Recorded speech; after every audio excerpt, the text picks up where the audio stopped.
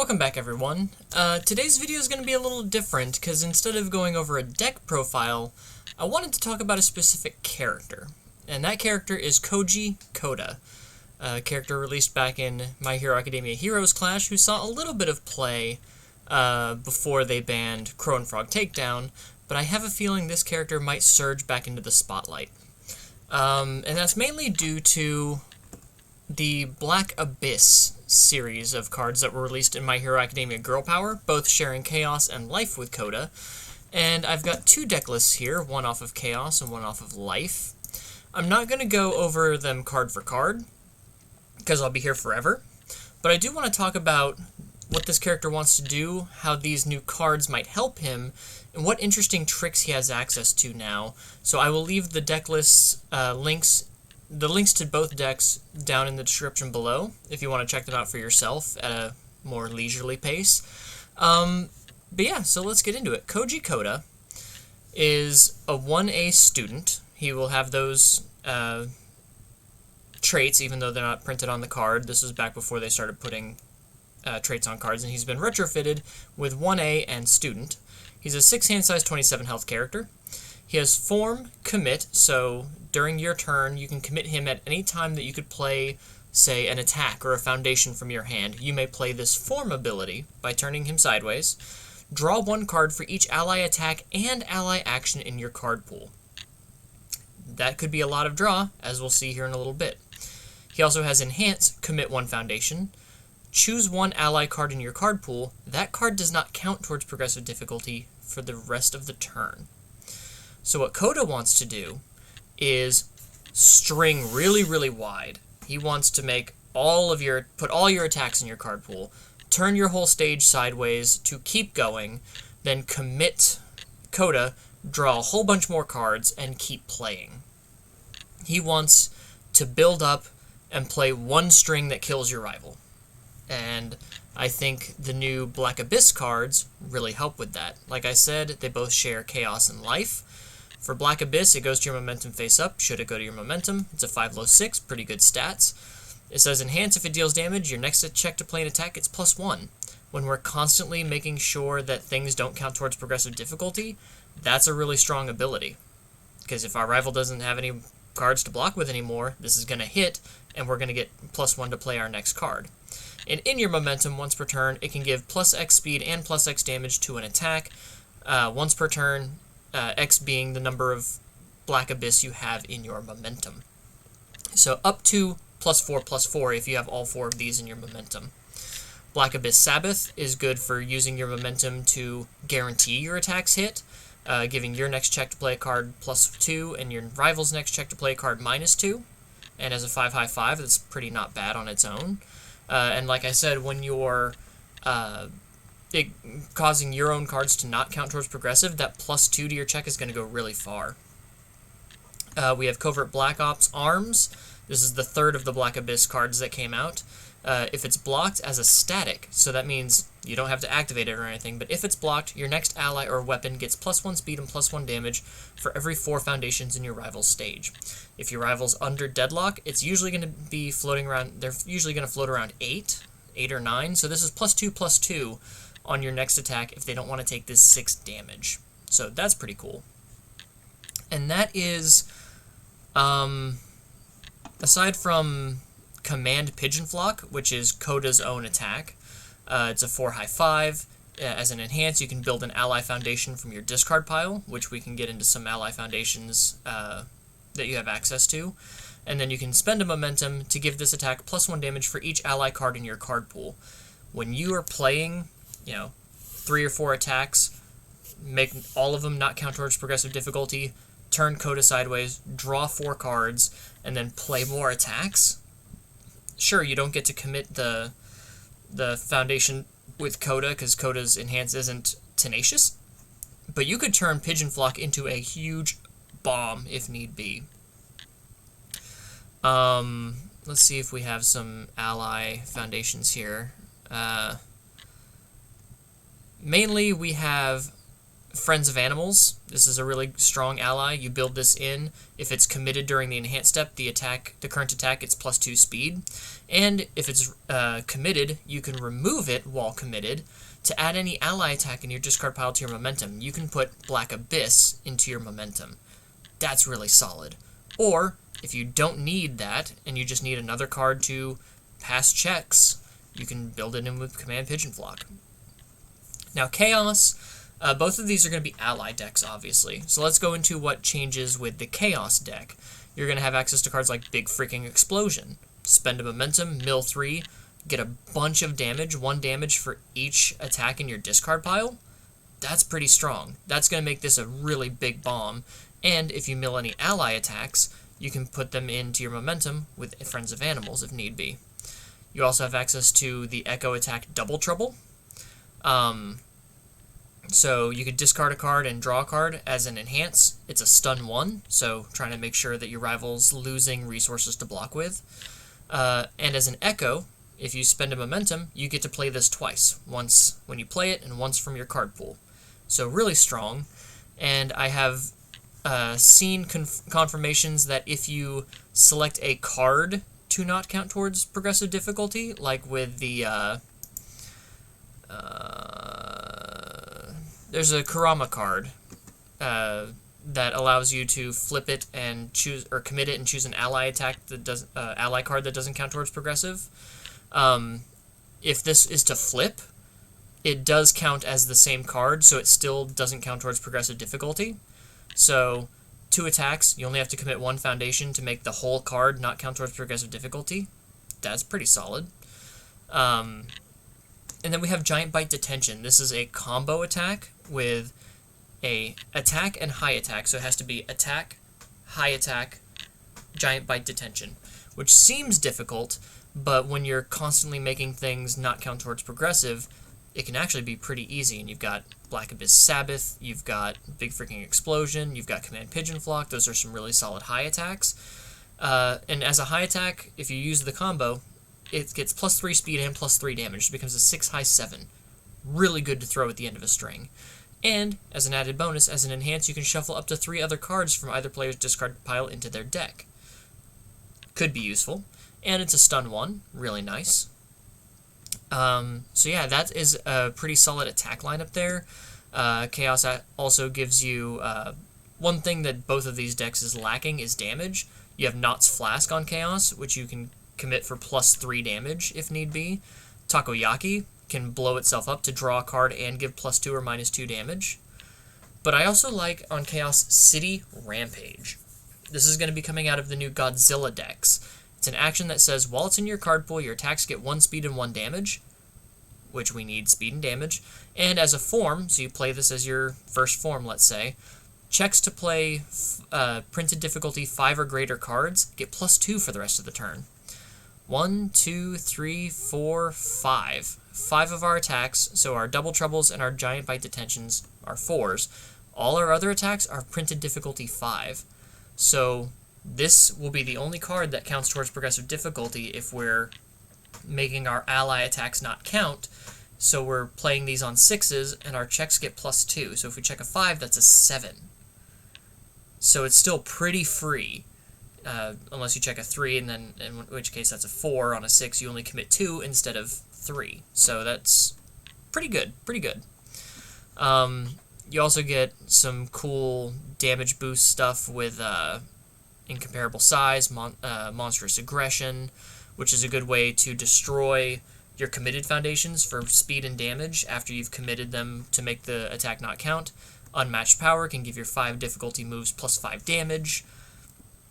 Classmate support, so if you, after you commit Coda and you want to extend your string, this commits to make your checks get +2 after you make them, as long as your character's committed, which is really powerful. Exam Strategy can turn any attack into a bomb by giving it 1 speed and 1 damage for each attack in your card pool. Sadistic Jeer can give more speed and damage. Fearsome Transformation draws. Childlike Appearance and Nice Try are good defense. Nejire-chan can give damage. Vast Hybrid, if you start your turn with a momentum, can give you damage, and then it can move to your momentum to not only pay for your costs, but also give +1 to your checks. As we've talked about, Friends of Animals gives speed and can give you momentum. Basic Training gives damage, and Struggling with Studies is a good defensive tool. So off Chaos, I think this package with the Godzilla cards can give you a lot more boost in your damage focus. And turning to life, we have a lot of the same attacks. We've got your Black Abyss trio, we've got Command Pigeon Flock, but now we get access to Kurama cards from Yu Yu Hakusho Dark Tournament, like Ojigi Plant Strike. If you throw this at the end of the string and your rival can't block it, they lose 2 health automatically, which can reduce them to 0. So it's like adding 2 unblockable damage onto this card. Twin Rose Toss combos with any attack, and your rival has to add a card from their top of their deck to their card pool. So it clogs their card pool, making it harder for them to block your onslaught of attacks, even if we're not putting a lot of damage on them. Cavalry Chariot Advance, as long as it's in your card pool, all your other attacks get +1 speed, and as an enhance, it can give 2 damage to your next attack, and if they block this card, your next check is +1. We have It Unbox for just really solid defense. Interdimensional Plants can spend a momentum for +3 damage, or you can commit it and destroy a foundation to draw a card, and your next check gets +1 for those later strings destroying your committed foundations. We have Dark Tournament Looms. Instead of just relying on spending our momentum, we can pick it back up and play it and draw cards. That's really strong. But I think the main strength of life is in the foundation base.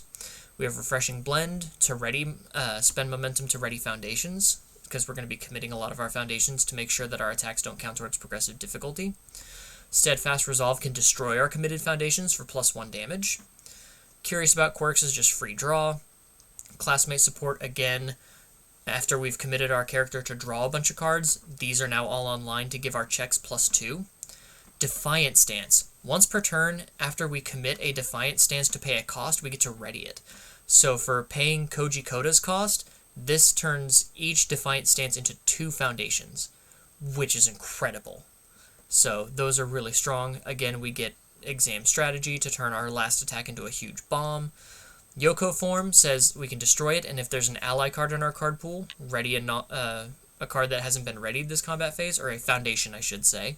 So we can't ready Koda, but we can maybe ready a Classmate Support. That could be really strong. Breaking the Cuffs, we can destroy it and discard a card. Maybe a foundation we've drawn with Koda to give another attack 3 speed and 3 damage. Huge. Keiko Support can give our next card -2 difficulty or -2 to its block modifier if it shares at least 2 symbols with our character, and every card here shares 2 symbols with our character. So -2 to the difficulty on any attack we want to throw is really strong. Resting Up is good defense if we can't kill our rival after we've drawn a bunch of cards thanks to Koda, because our character will be committed. It commits for -3 speed. We have Urameshi Perseverance. We remove it, spend a momentum, add any card in our discard pile to our hand. So any of these attacks that we want to guarantee throw at our rival, we can pick it up. Keiko's Aid is one of the best defensive foundations in the game. Syndicate target's a good check and a great block. Number 10 Pro Hero, also great check, great block. Having a bunch of 6 diffs really will help move our attack strings along, since we don't have the check boosting of Chaos.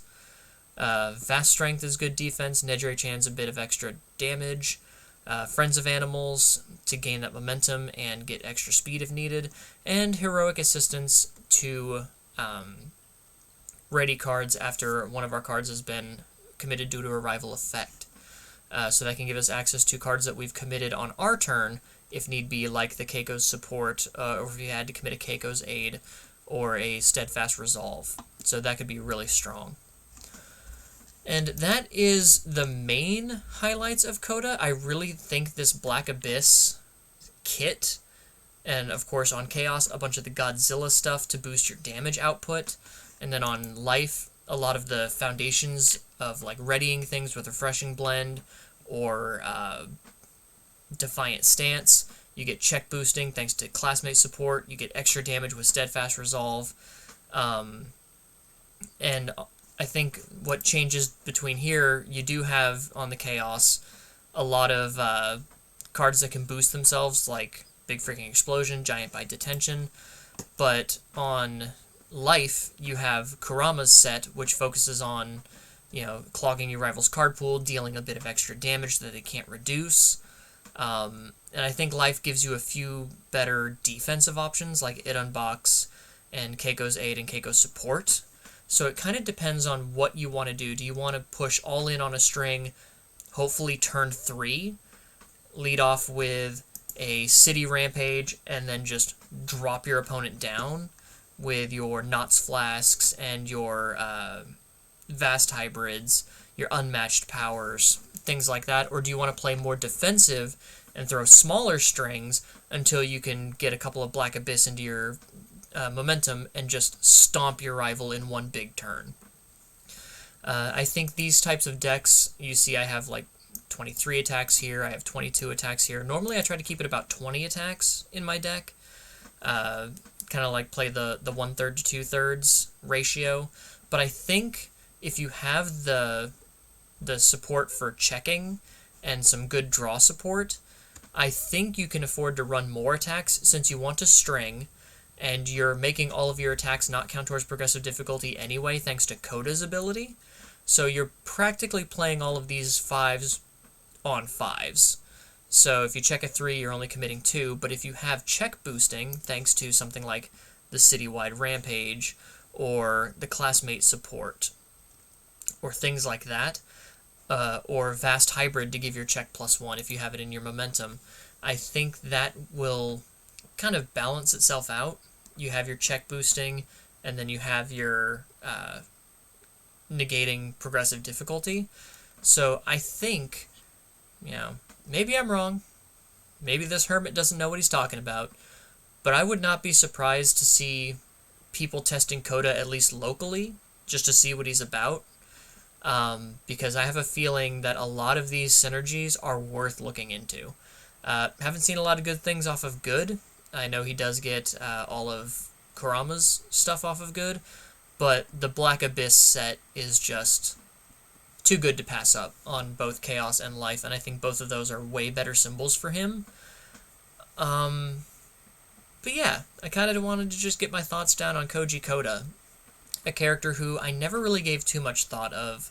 I did face one at Nationals 2 years ago, in the Kirishima 2 Tokoyami meta, but at that point I was pretty prepared for Tokoyami, and the whole thing was block high, and the Koji Koda deck I played, all of the ally attacks were pretty much just high attacks, because that's all the good ones were, and even now we kind of have that issue with like Black Abyss Sabbath, Command Pigeon Flock, Chariot Advance, Twin Rose Toss, Giant Bite Detention, Big Freaking Explosion. It's a lot of block high, but I think when you mix it up with the Black Abyss, the Black Ops Arms, Double Trouble, Ojigi Plant Strike, you can mix up your zone change enough to where if they're holding a lot of highs, they're going to get caught with their pants down. And that could be really strong. And I think that if people aren't respecting Koda, he can take games.